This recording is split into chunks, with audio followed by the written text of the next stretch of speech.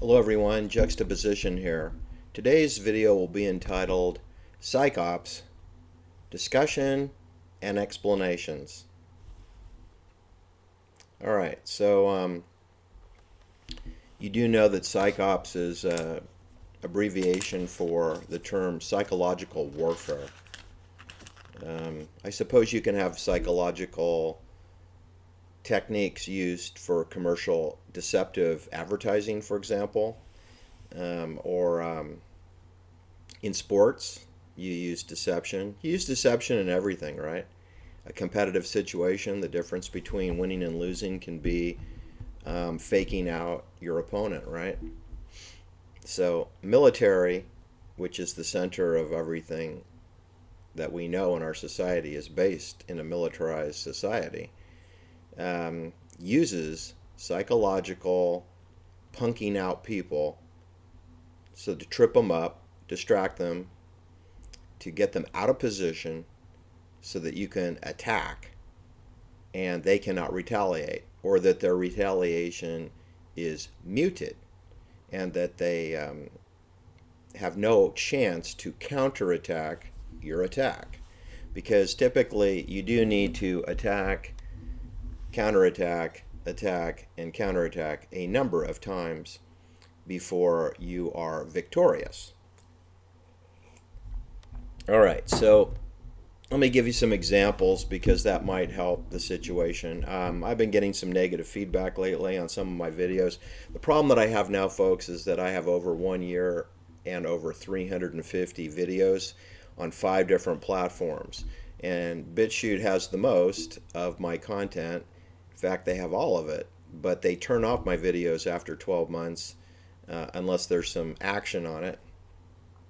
And the other problem with BitChute is there's no table of contents. They deliberately, on purpose, promote only current videos, and they bury older videos. And the average subscriber to my channel is not going to page back 33 times to see what I did on the Sharon Tate murder, back in February or March 2022. They're not going to do that, right? Or they're not going to go through the fiery car crash that never happened with Anne Heche. And they're not going to go back and look at my Wrecking Crew video and my Chicago, The Big Thing, and the Beach Boys, and the Laurel Canyon. And they're not going to pick up on the Tavistock Institute in London. They're only going to see my current videos where I may make references to work that I did over a year ago or 6 months ago. But it'll be clueless to the new viewer. The new viewer would not know what I know.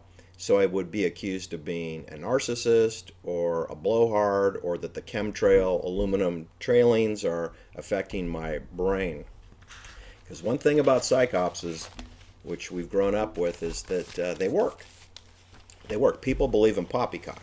The idea is to get people to stay as far away from the truth and reality as possible. As Erin Valente said, her last 3 sentences, it's all a game, it's a thought experiment, we are in the matrix. Got it? And this channel, my Juxtaposition channel, or my other 4 channels, is the antidote for poppycock poison. All right, so we can go back and back and back, but we had Remember the Maine and To Hell with Spain. That was a psychops promoted by William Randolph Hearst and his newspaper change, which was the newspapers were the primary way to get fake news out to the reading public. Anyway, this was the sinking of the USS Maine in the port of Havana, Cuba, which is a port facility that was guarded by the United States Marines and a very secured facility. And we're supposed to believe that Spanish scuba divers planted a bomb on the USS Maine and blew it up, killing 266 Navy sailors. So Spain, they did it, right? It's false flag attack. So then we had a 6-month war with Spain, where we took the Philippine Islands and total control of Cuba, which I believe we already had total control of Cuba in the first place.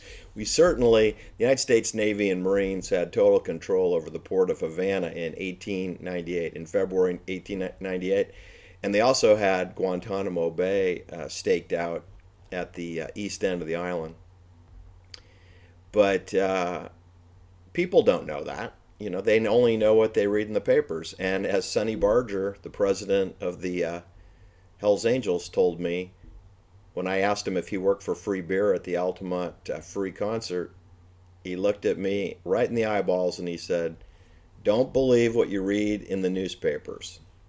And being a former paperboy of 5 years, I would have to tell you that Sonny Barger, who worked for the CIA, was 100% correct. He was being honest and frank with me. We were on a motorcycle ride. I was on a Honda. He was on his Harley Davidson.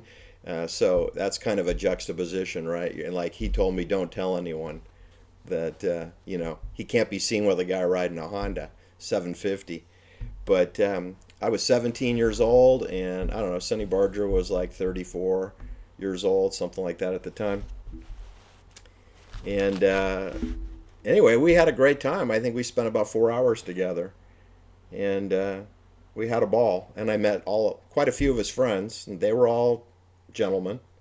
They all worked for the CIA in the Amphetamines Research Project, run out of Haight-Ashbury, San Francisco. Anyway, nobody wants to believe that story, but that's okay. I know what I know.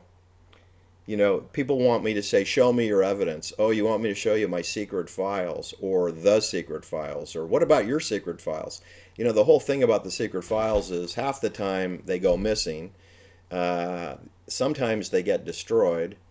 You remember from Mission Impossible, you read the message and then you destroy it, you burn it, right? That's the thing about the secret files, is that you're not supposed to find them because they're secret.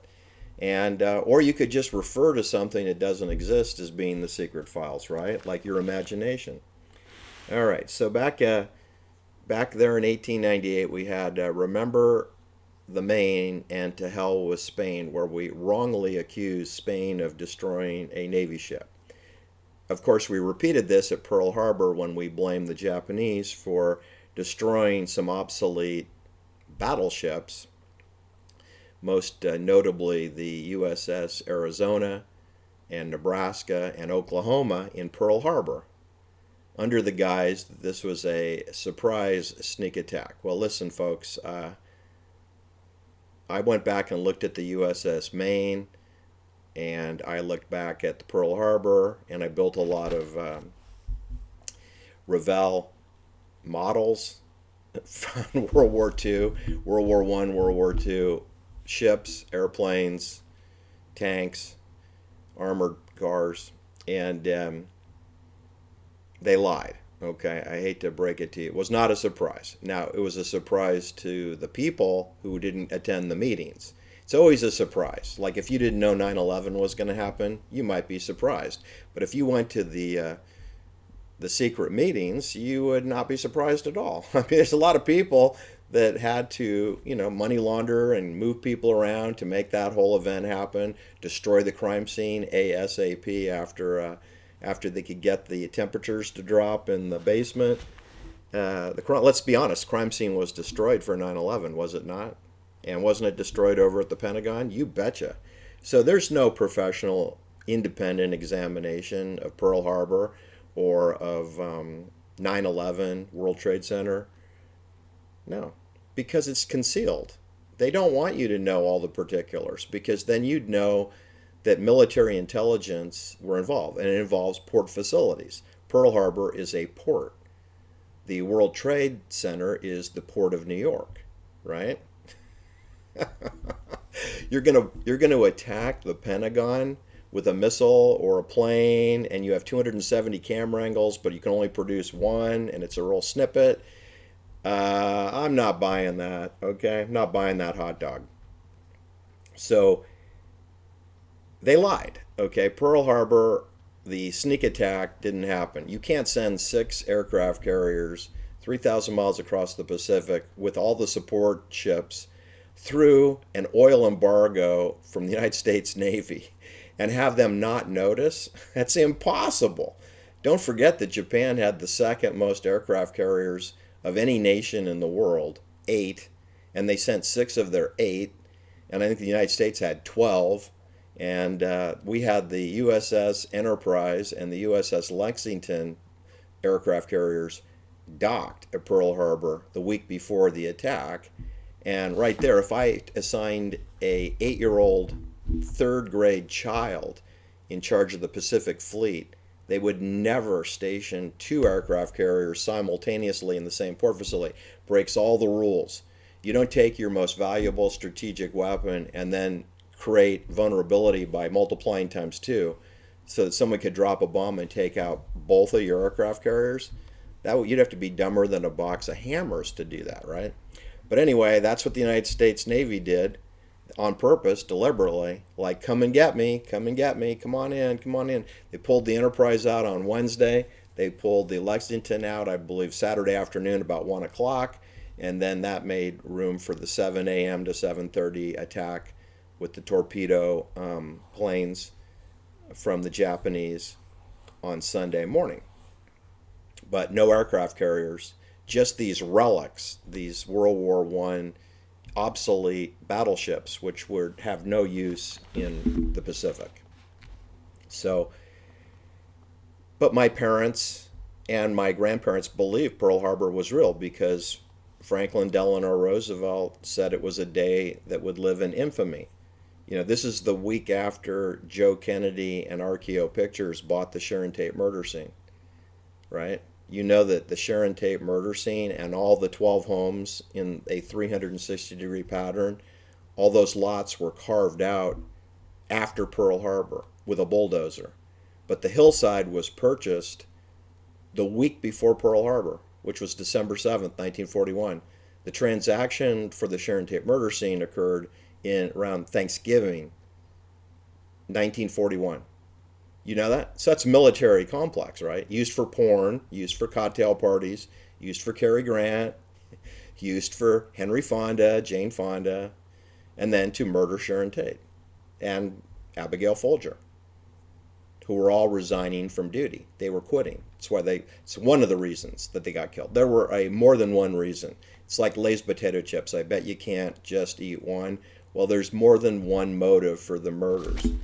And by the way, if you don't know the difference between an M7 NATO issue bayonet and a buck knife, if you don't know the difference in terms of dimensions and the wound pattern, and that this is a single edge, the sharp edge is on the bottom, and that the military weapon is double edge, meaning the top and the bottom are razor sharp, if you don't know that, zip your pie hole. You don't know anything about My Lai massacre. You don't know anything about the Tate LaBianca murders. You don't know squat.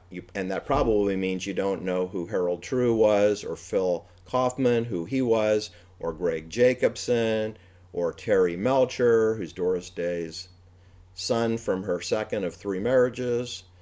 If you don't know that, be quiet, because you don't understand anything about NATO Gladio cover-ups, okay? All right, so the USS Maine was a psyops, but people believed it, right? And we had the Spanish-American War, and we took over the Philippines and put in a big Navy installation there.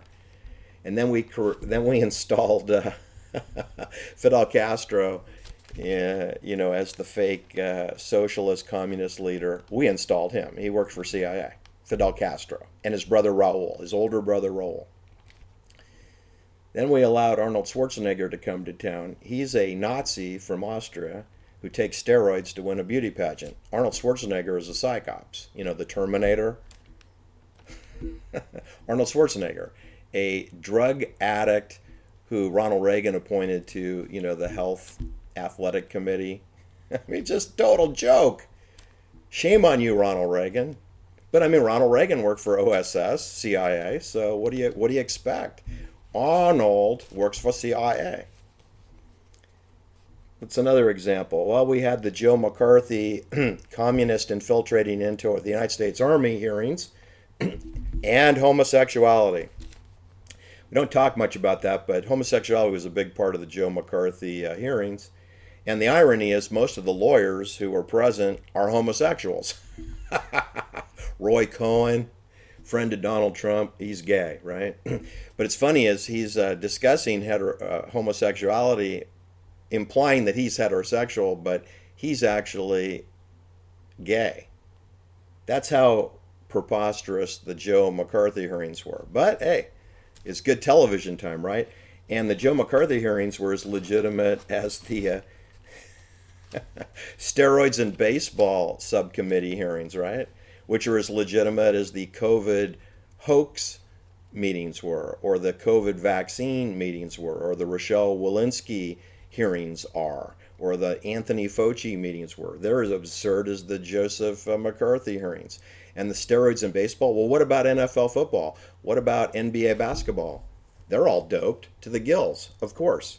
You think you're going to fall down on hardwood floors a dozen to 3 dozen times a night, and you don't need corticosteroids and Valium, barbiturates to sleep, amphetamines to get your heart rate up, blood doping so you can have more endurance?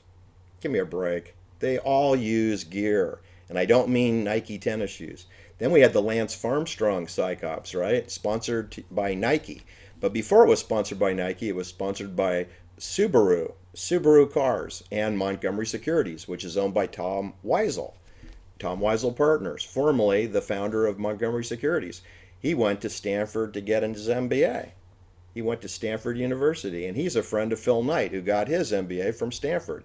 So then it wouldn't be hard to get a Nike sponsorship to rig the Tour de France to win 7 Tours de France, and he didn't take drugs, right? Lance Armstrong didn't take drugs. And for 13 years, I took a lot of abuse. People called me crazy, living in the basement of my mother's home. My mother had passed away, so I thought that was kind of funny that I would be living in a dead person's basement, but she died, the home was sold, and I wasn't living in the basement. And by the way, we didn't have a basement. I live in California, and there are very few homes have basements in California. So the idea that I lived in the basement with a tinfoil hat in my mother's house was untrue. But nevertheless, I was accused of living in my mother's basement. All right? And yesterday I was accused of being a narcissist.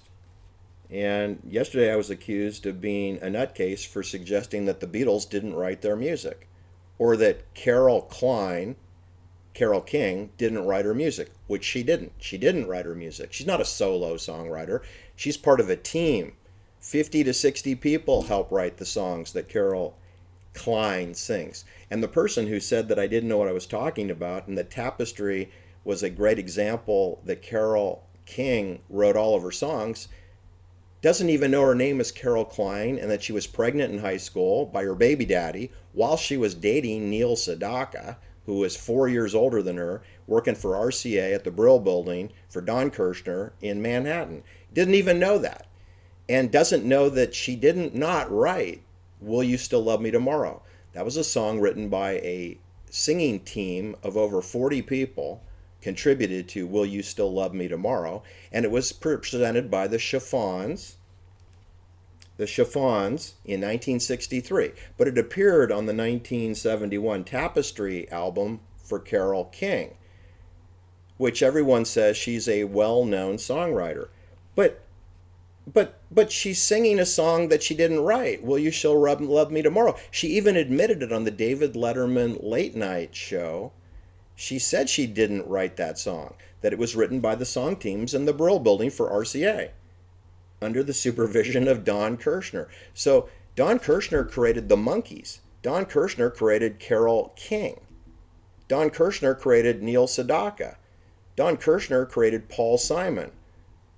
Don Kirshner created Neil Diamond. They're all Jewish, except for the Monkees. I don't know if the Monkees are Jewish, but the point is that it's a Jewish songwriting team of about 50 to 60 people in Manhattan. It's not Carol Klein, who's pregnant, trying to get married to her baby daddy, which they didn't get married till late in the pregnancy, by the way. Then she divorces him and then goes on to have 2 more marriages, which I believe ended in divorce also. I think that's 3 divorces. So what I wanted to tell you is that Carol King is a psychops. Neil Young is a psychops. Remember, he's going to pull his music off of Spotify because he doesn't believe that Joe Rogan understands about vaccines, that he's anti-vax. Well, here's the problem with this. Neil Young doesn't own his music. It's owned by Warner Brothers and a hedge fund. So how can you pull music that you don't control? It's like saying Paul McCartney is going to control his music. No, Sony owns his catalog along with Michael Jackson because it all got rolled up. It was originally RCA and CBS's property.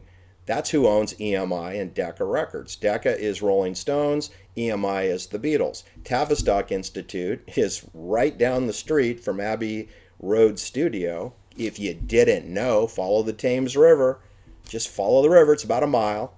And the Tavistock Institute would have written the Beatles' music, or certainly outlined the content of the songs, as they would have for the Rolling Stones, who didn't write their music.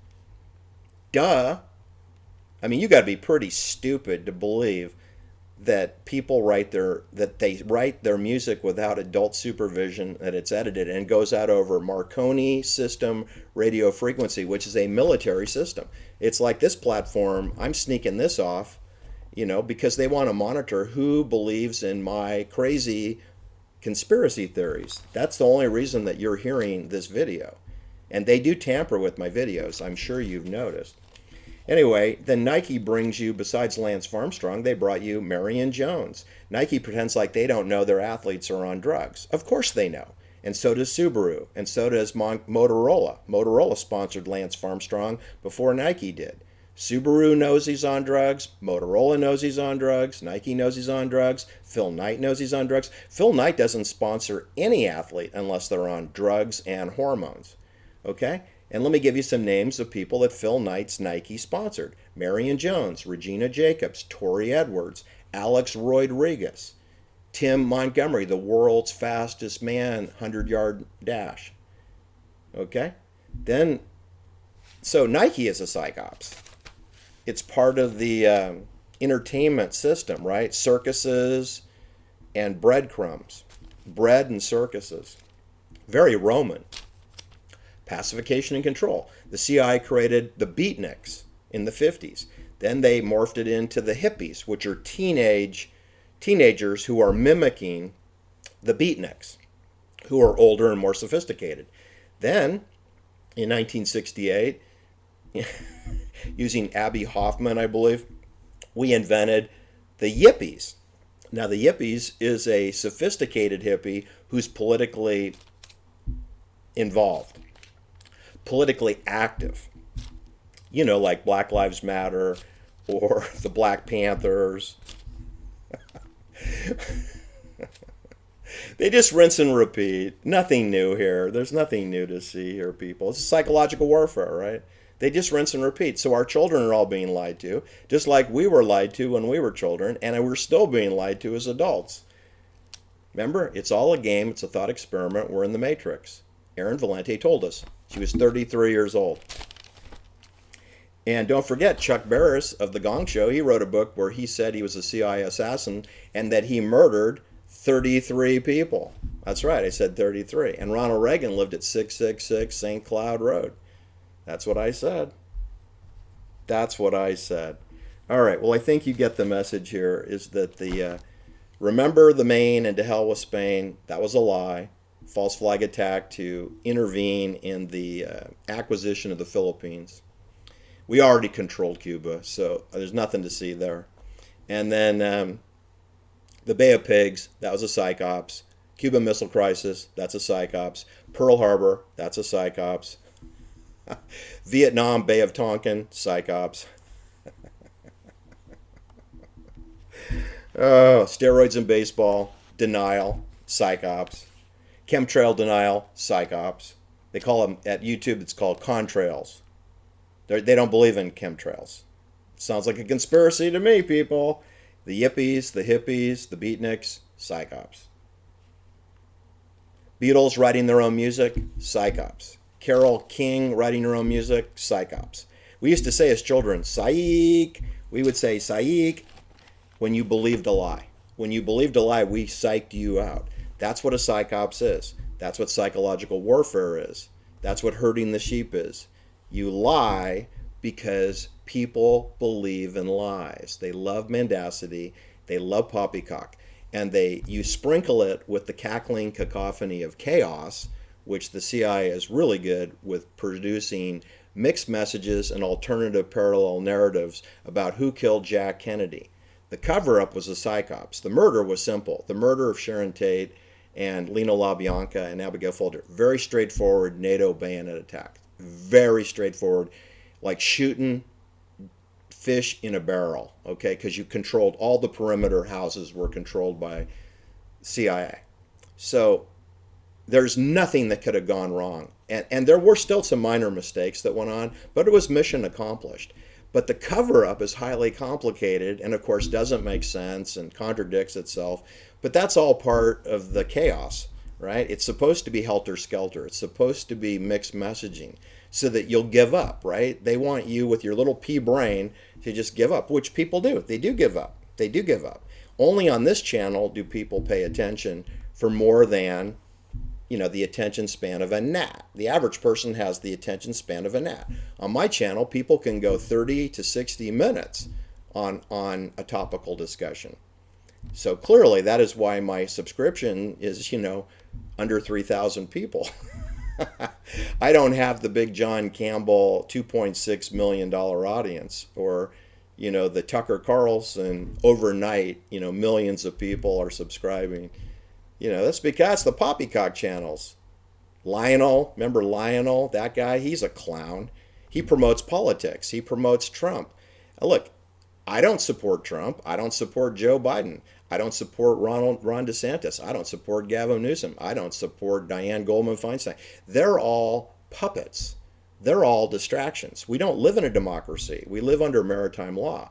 I would like to know where the captain lives. I want to know where his resident is because I'm probably going to have to get some people rounded up and pay a visit over there if the ship sinks, right? Because it kind of looks like there's a leak in the ship, right? This thing that we believe is America, I think this ship is going down. And I am not going down with the ship. Thanks for listening. Have a great day. Bye-bye.